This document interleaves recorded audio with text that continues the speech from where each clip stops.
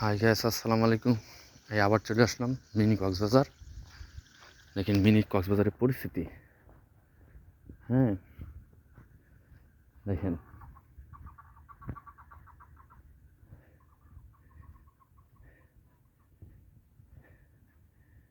দেখেন এটা দিয়ে কত টাকা ইনকাম করছে। আর এখন সারা দিনে একটা মানুষ উঠে না উপরে, একটা বাচ্চার কাছ থেকে হ্যাঁ এক একবার উঠলে 100 টাকা নিচ্ছে। হ্যাঁ, আর এখন দেখেন 24 ঘন্টায় বসে থাকে, কেউ উঠার লোক নাই,